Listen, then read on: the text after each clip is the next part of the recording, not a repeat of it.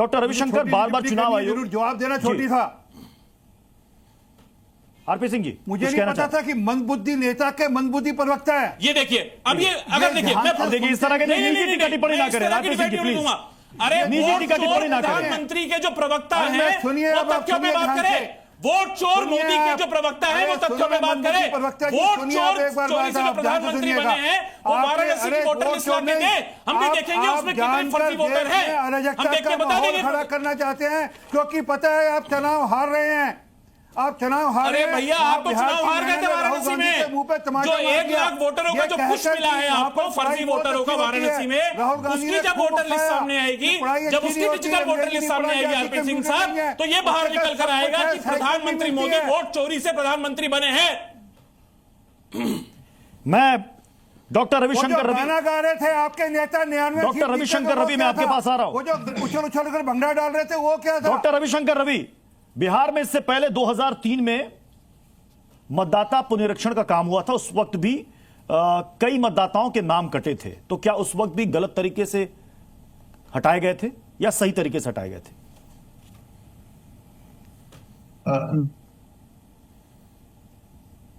जी बोले। नहीं, देखिए, उस वक्त और अब के वक्त में 2-3 बुनियादी फर्क है। हाँ। 2-3 बुनियादी फर्क है। हाँ, तब जो दस्तावेज थे वो किस तरह के दस्तावेज मांगे गए थे या नहीं मांगे गए थे, ये अभी तक स्पष्ट नहीं किया गया है। और वहां पे जिम्मेवारी थी जो कि मतदाताओं के निवास पे जाके, उनके घर पे जाके वो एक जांच पड़ताल कर रहे थे, किनको जोड़ना है, किनको हटाना है।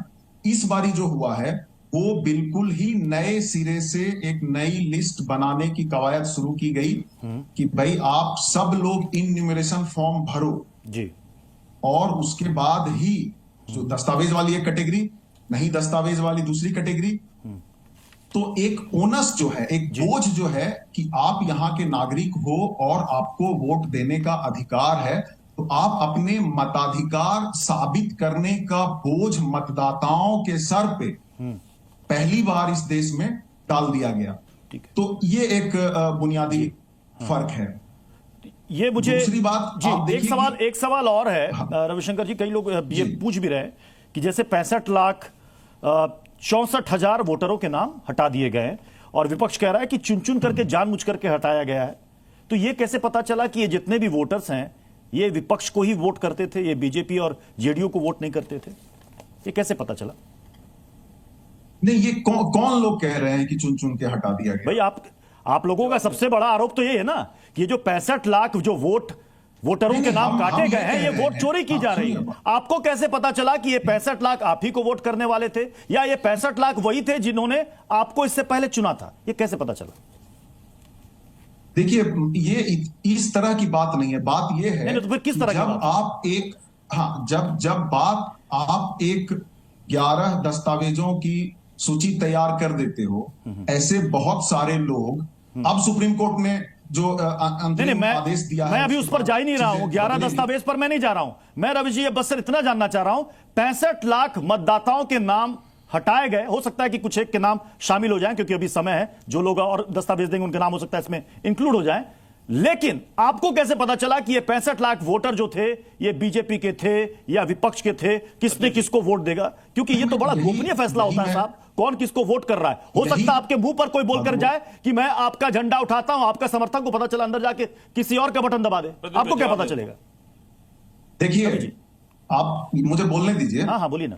जब किसी के 60 गांठ से कोई घपलेबाजी होती है, तो अगर वो डिलीट किया जा रहा है किसी का, तब भी किसी को फायदा पहुंचाने के लिए किया जा रहा है, और अगर जोड़ा जा रहा है तब भी किसी को फायदा पहुंचाने के लिए जोड़ा जा रहा है। लेकिन ये इतना सिंपल बात नहीं है। मैं कह रहा हूं कि वो सारे लोग जो कि उतने शिक्षित नहीं हैं, अशिक्षित हैं, कम शिक्षित हैं, भूमिहीन मजदूर हैं, ऐसे बहुत सारे मार्जिनलाइज सेक्शन के लोग हैं जिनके पास उस तरह के दस्तावेज नहीं है जो आप मांग रहे हो, तो उन सब के मताधिकार पे एक हमला है। मतलब वोट चोरी नहीं हो रही है, वोट चोरी नहीं हो रही है। हाँ, वो सही तरीके से आप कह रहे हैं कि वोटर लिस्ट नहीं बन रहा है। अनुप्रिया जी, मैं इसके दूसरे पहलू पर आता हूं। ऐसा तो नहीं है कि त्रुटि नहीं होती, गलतियां नहीं होती। मैं बात इसलिए कह रहा हूं कि अभी हाल ही में सुप्रीम कोर्ट में ईवीएम से वोटों की फिर से गिनती करा करके हरियाणा सरपंच चुनाव का नतीजा बदला है। इसका मतलब गलती त्रुटि तो यहां भी हो सकती है। प्रत्युष जी, पहले एक बात तो स्पष्ट कर दूं कि हम इलेक्शन कमीशन के प्रवक्ता तो है नहीं, लेकिन विपक्ष ये मान के चला है कि इलेक्शन कमीशन की जो कवायद है वो हमसे पूछती है। अरे भाई, एक तो हम तो एक राजनीतिक दल है और राजनीतिक दल होने के नाते जो हमारी जिम्मेदारी है उसका निर्वहन कर रहे हैं। आज इलेक्शन कमीशन ने अपने प्रेस कॉन्फ्रेंस में भी कहा कि अगर मुस्तैदी से सारे दलों के बीएलए काम करे और जो डाटा हमारे पास निकल के आया है 65 लाख वोटरों का, तो प्रत्युष जी अगर उसका एवरेज निकाले और 243 जो विधानसभा है, तो हम ये मान के चलते हैं कि 25 से 26,000 वोटर कटे होंगे और एक विधानसभा में 300 से लेकर के 350 बूथ होती हैं और तब उसका भी एवरेज किया जाए तो एक बूथ पे 70 से 100 लोग की नाम कटे होंगे। ये एकदम सिंपल से ये एक डेटा है। और अगर आपके बीएलए मुस्तैद हैं, बीएलए अगर जमीन पे हैं जो राजनीतिक दल हैं, तो ये बहुत आसानी से आप आइडेंटिफाई कर सकते हैं और उसके नाम को जुड़वाने की कवायद कर सकते हैं, जिसमें कि इलेक्शन कमीशन ने कहा है कि आज 28,370 जो है इसमें शिकायतें दर्ज हुई हैं। अब कांग्रेस के यहाँ प्रवक्ता करे कि तीर चुभ गया जाकर करके इलेक्शन कमीशन को, आपके कितने बीएलए हैं ये बताइए ना। तीर काम कहां कर रहा है? आप जाकर के वहां पे आप हरियाणा और महाराष्ट्र की बात करके बिहार में कर रहे हैं और जितने भी आप आरोप लगा रहे हैं उसी आरोप को हटाने के तो इलेक्शन कमीशन काम कर रहा है ना। एसआईआर की प्रक्रिया किस लिए हो रही है? आप क्या चाहते हैं कि जो व्यक्ति मृत हो गया उनको हम वोट देने की इजाजत दे दें, जो बिहार में नहीं है या बिहार से बाहर पलायन कर गए हैं, आइडेंटिफाई नहीं कर पाए हैं, उनको वोट देने की इजाजत कैसे हो सकती है? और आपने जो सवाल पूछा कि कैसे आप कहते हैं कि जो लोग का नाम हटाया गया है कि वो ये जानते हैं कि आरजेडी के हैं और कांग्रेस के वोटर हैं, तो भैया समय है। अभी भी आज हम लोग 17 अगस्त को बात कर रहे हैं, जो आज आप यात्रा पे जो चले हैं उतने कार्यकर्ता को लगा देते जमीन पे और कहते कि देखो एक भी लोग को छूटना नहीं चाहिए, दिल्ली में जाके चाय पिलाइएगा, लेकिन जो जमीन पे काम करना है। देखिए बात क्या है प्रत्युष जी, कांग्रेस अपने राजनीतिक हाशिए पे है बिहार में और एक पिछलग्गू पार्टी बन के चल रही है आरजेडी की, लेकिन अभी भी देखिए कि इनके महागठबंधन में ऐसी स्थिति है कि ये लोग स्वीकार नहीं कर पा रहे हैं कि भाई बड़ा कौन छोटा कौन और कौन किसके पीछे चलेगा। कांग्रेस थक गई है कि इनके पीछे चलते चलते और अपने ऊपर पाप को भी लेना नहीं चाहती है, जिस पाप को आरजेडी ने पूरे बिहार में अपने 15 साल के शासनकाल में किया। नहीं, मैं नहीं, मुझे लगता है कि इतनी तो आप मेरे साथ में न्याय कीजिएगा कि मुझे बोलने का मौका दीजिएगा। नहीं, बिल्कुल, अरे पूरा मौका मिला, कहाँ आपको बीच में किसी ने रोका? अच्छी बातें बोलेंगे भाई। देखिए मैं कह रही कि घूमेंगे बिहार, देश में घूमा, झूठ बोला, संविधान खतरे में है, ईवीएम चोरी, ईवीएम की गलती हो गई। ईवीएम में भी कहा था कि हम पूरे मुस्तैदी से हैं, हम आएंगे, हम बताएंगे इलेक्शन कमीशन को। जब बुलाया गया तो भाई नदारद हो जाते हैं। अब इलेक्शन कमीशन कहता है इसमें जो आप कह रहे हैं एफिडेविट कर दीजिए। नहीं भैया, हम पूरा प्रेस कॉन्फ्रेंस करेंगे, हम पूरा स्क्रीन लगाएंगे, चाय वाय पियेंगे, बताएंगे, लेकिन हम बोलेंगे नहीं, कागजी कार्रवाई नहीं करेंगे। ठीक है, एक बात समझना चाहती हूँ आपके माध्यम से कि जो मामला न्यायालय में है और सर्वोच्च न्यायालय में है, उसने आपके पक्ष में मान भी ले, आप तो नहीं मानते क्योंकि आप कहते हैं कि पूरा अंतरिम आदेश भी है मेरे पास सुप्रीम कोर्ट का। हाँ जी, मैं कह रही हूँ, उन्होंने ये भी कहा कि 65 लाख नाम जो है आप उसको प्रकाशित कीजिए। अब हम तो रो नहीं रहे हैं, हम तो कह रहे कि अच्छी बात है कि हमें भी जानने के अधिकार है, लेकिन सदन नहीं चलने देंगे। एक मिनट, सदन नहीं, बेचारे चुनाव लड़ रहे हैं, अरे बेचारे आते हैं, नीतीश जी अपना आखिरी चुनाव लड़ रहे हैं, उसके बाद पार्टी खत्म होने वाली है। आखिरी देखिए, आखिरी भी अनुप्रिया जी लड़ेंगे कि पूरी बात जब हो जाए तो बता दीजिएगा, आपको जीतने देंगे। नीतीश जी का आखिरी चुनाव है, आपकी पार्टी का आखिरी चुनाव है, सब कुछ तो आप बीजेपी को दे चुके हैं, सब कुछ तो आप सुपुर्द कर चुके हैं अपना। चलिए आखिरी पहले बोल लीजिए, आखिरी के पहले में भी 40 था, आप तो 0 पे हैं, बताइए आप बोल लीजिए, आप पूरा बोल लीजिए, कोई बात नहीं। अब आखिरी 3-4 महीने की राजनीति बची है जेडीयू की। चलिए कौन 0 पर रहेगा, कौन 40 पर रहेगा, ये तो चुनाव के नतीजे बताएंगे, लेकिन फिलहाल हम एसआईआर पर आ जाते हैं। जी भाई, जिनको ये पिछलग्गू बोल रहे हैं, जिनको ये पिछलग्गू बोल रहे हैं, उसी आरजेडी और कांग्रेस के साथ नीतीश जी की पार्टी ने चुनाव भी लड़ा था एक समय, इनको ये बोलना नहीं चाहिए। और हमारे साथी सरकार और वादा किया था अब हम कभी वापस नहीं जाएंगे और ये नहीं होगा, वो नहीं होगा। खैर उस बात को भी छोड़ दीजिए। देखिए बिहार में आप जो पूछ रहे हैं सवाल कि वो वोटर कौन है जिनके वोट काटे गए हैं, वो गरीब वोटर हैं, जिनको 20 साल में बिहार में कुछ नहीं मिला। बिहार में आपको स्थिति मालूम है क्या है प्रत्युष भाई? प्रत्युष भाई, बिहार में यह स्थिति है कि 5 करोड़ जो लोग हैं बिहार के, वो आज 40 रुपए से कम की आमदनी में जी रहे हैं। बिहार में पुल बन जाते हैं, 2 बारिश हो जाती है और वो पुल ढह जाता है। 27 से ज्यादा पुल ढह गए। आपके चैनल ने 10 बार वो खबर दिलाई होगी। अनुप्रिया जी देखिए, आपके बीच में नहीं बोला था। अनुप्रिया जी आपके बीच में नहीं बोला था।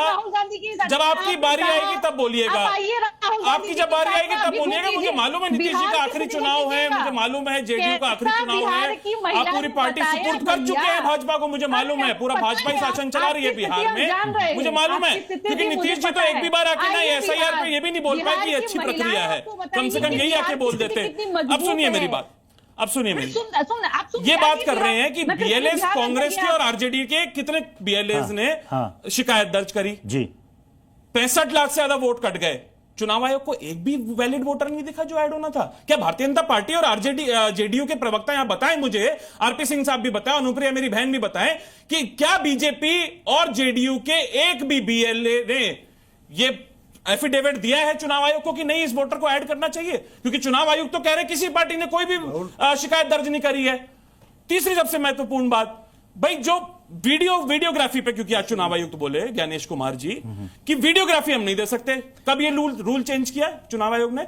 जनवरी फरवरी में, कि 45 दिन तक। उससे पहले तो दे रहे थे ना, उससे पहले आप मतदाता सूची भी दे रहे थे, उससे पहले आप वीडियो फुटेजेस भी दे रहे थे, आप सीडी दे देते थे। जब प्रत्याशी जाता था उसको सीडी मिल जाती थी, तो वो तब तो प्राइवेसी का हनन नहीं हो रहा था। अब प्राइवेसी का हनन होने लग गया क्योंकि चोरी पकड़ी गई है। जब चोरी पकड़ी गई, मैं आनंद विजय सर का भी कर रहा हूं। आनंद विजय सर, ये मुद्दा 65 लाख वोटरों के नाम कटने का है या फिर अपने आप को राजनीतिक रूप से वहां पर प्रतिस्थापित करके सत्ता पाने का है क्या? क्योंकि अब यह मुद्दा तो बिहार के चुनाव में बन चुका। प्रत्युष जी, मेरा सवाल आनंद विजय सर से था। आनंद विजय सर।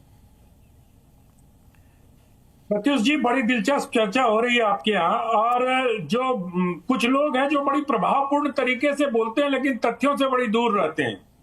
मैं अभी सुन रहा था चुनाव आयोग की प्रेस कॉन्फ्रेंस को, और चुनाव आयोग ने स्पष्ट रूप से कहा कि हमारी वेबसाइट पर इलेक्ट्रॉनिक फॉर्म में वोटर लिस्ट पूरी मौजूद है और वो डाउनलोडेबल है। उसके बाद मैंने जाके अपने मोबाइल पर eci.nic.in पर उसको डाउनलोड करने का प्रयास किया और मैं उसको कर पाया।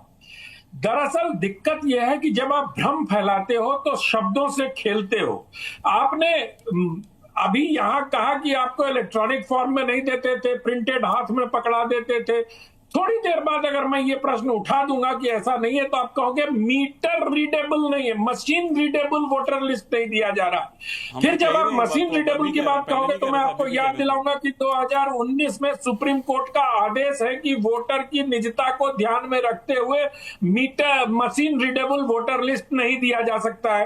तो आप जनता को अर्ध सत्य बताकर भ्रमित न करिए। ये कम्युनिस्ट पार्टियों का बहुत पुराना लक्षण है, और आज बड़े अफसोस के साथ मैं कह रहा हूं कि कांग्रेस पार्टी कम्युनिस्टों के पता नहीं एक बाह्य घेरे में, एक बाह्य वलय में कम्युनिस्ट पार्टी के कांग्रेस पार्टी आ गई है। रही बात, चुनाव आयोग ने आज बहुत स्पष्ट तरीके से सारी बातें बता दी और सब कुछ कह दिया। कानून सम्मत, संविधान सम्मत बातें कही गई, लेकिन हमारी अपेक्षा प्रत्युष जी ये होती है कि हम जो कह रहे हैं चुनाव आयोग, हम जो सुनना चाहते हैं चुनाव आयोग वैसा ही क्यों नहीं कह रहा है, और अगर वो नहीं कह रहा है तो वो पकौड़े तल रहा है, वो बीएलए हो गया। अब जाने क्या क्या बातें हो रही है, मेरी तो समझ से पड़े। मैंने ऐसा माहौल, एक और आपको याद दिलाऊं कि जब राफेल इस देश ने खरीदा था तो उस समय भी चौकीदार चोर है का एक नारा लगाया गया था, और चोरी का आरोप प्रधानमंत्री नरेंद्र मोदी पर तब भी लगा था। देश ने उसका उत्तर 2019 के चुनाव में दे दिया। चौकीदार चोर है की प्रचंड सफलता के बाद अब वही पार्टी फिर से वोट चोरी का आरोप लगा रही है, और खड़गे जी ने आज बड़े सीजन नेता हैं, वो कह रहे हैं किसानों का एमएसपी चोरी किया जा रहा है। कहीं ना कहीं से किसी ने, मुझे लगता है कि जो मार्केटिंग करने वाली एजेंसियां होती है, जो चुनाव जितवाने का दावा करती है, उन्होंने ये